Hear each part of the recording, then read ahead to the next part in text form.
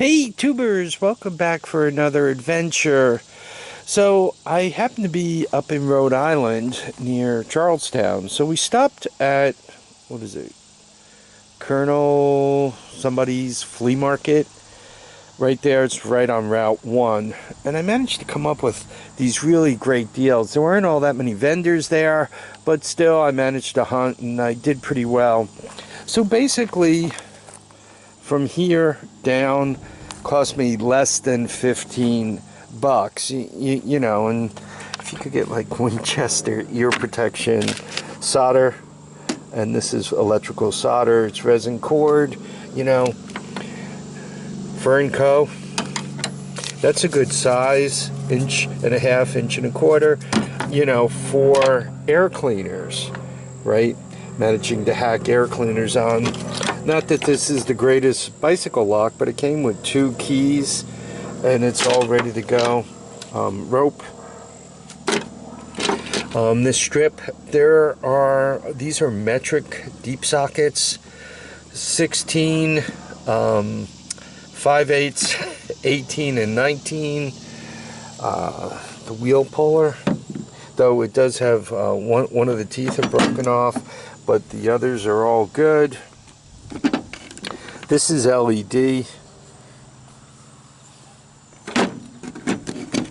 Magnetic, good for hanging stuff.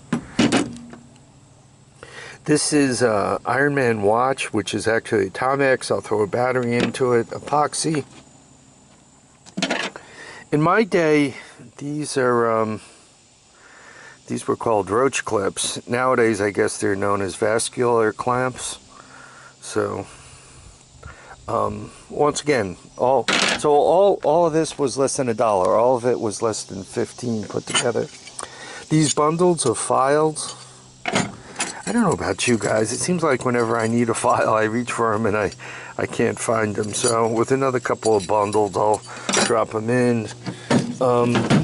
Unused undercoating, and that's at Benny's. If you guys are familiar with Rhode Island, Misquamica area, that's a department store that closed, I don't know, a couple of years ago.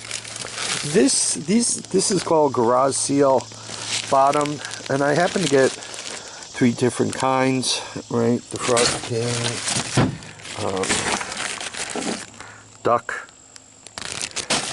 and I think that's another Frost King, but it's a little different.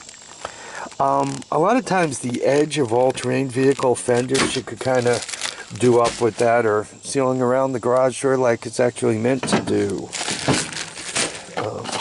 Hose clamps. I thought there were 2 of those. There might be another one floating around someplace. Rust-Oleum, carburetor cleaner, butane fuel for a lighter. You know, electrical wire. I don't know if anybody's bought electrical wire. This looks like 14 outdoor. Christmas lights with this replacement light bulbs. I am your father. So there we go. Stainless steel strap, exhaust hangers, or whatever else I can think of doing with them. Fuses. You guys remember Radio Shack? Great. So once again, less than 15 bucks, and this thing came with this plastic container for carrying it all in. Then I stopped at a place known as Mine, M-I-N-E,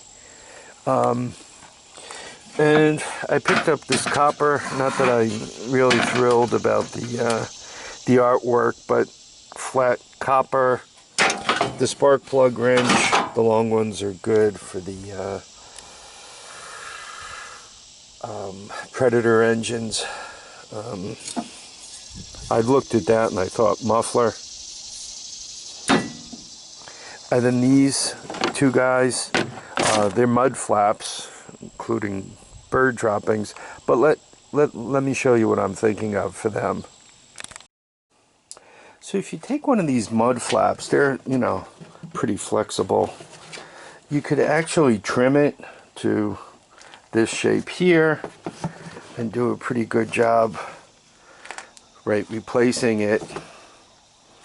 or even, I'm going to turn it just upside down for showing you. Even here, right, this guy's got that good sized hole in the fender. By, you know, working on placement a little bit, right, one could even cover it up, you know, perhaps. I got to kind of crowd that way so it doesn't fall off. Kind of perhaps do a diagonal, right, such that you cover up the hole and you redo the fender. By doing that, by not cutting these, right, just putting this over the top, you're kind of saving it for future generations, right? The fender's still more or less intact. It has a hole in it, but it's more or less intact.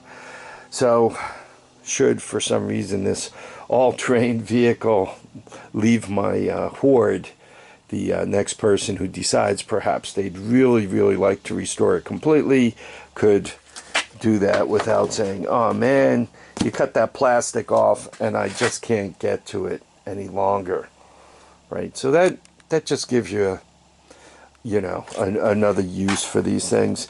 Anyway, all this stuff from mine was $10, you know, much more than I like to pay. I normally like to pay $1 each for these and all, but places like mine are expensive to keep open, right? It's not a flea market where you just show up and whatever you get you put out and you sell, and you do it once a year and you clean up your garage, theoretically, right? That's most of the stuff I bought. But this guy, he's trying to run a business, so a lot of times he pays for this junk and then he's got to put it out, and you know, he's got his property taxes and everything else. Out of all the stuff I found, I think this is the best thing. Resist-O Guide. It's made by International Resistor Corporation, right? And you go with the colors, you spin the wheels, right?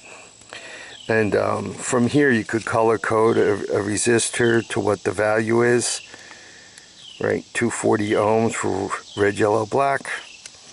And what I love about this is, if you can see the small print down there by my thumb, you'll see it says copyright 1946, printed in the United States, and it gives an address of Maywood, Illinois. So these were back in the days, you know, where people had to discreetly build stuff, right? 46, there were a million resistors used, discrete resistors, and typically they were used for tubes. So anyway, I'm really glad I found that. If not, I gotta kind of look on the internet to figure things out. You know, that pneumatic, you know, bad boys and the rest of it. It's just easier if you got a little decoding piece here. So anyway, this about covers all the stuff I found, and you know, I just find, you know, an assortment like this interesting.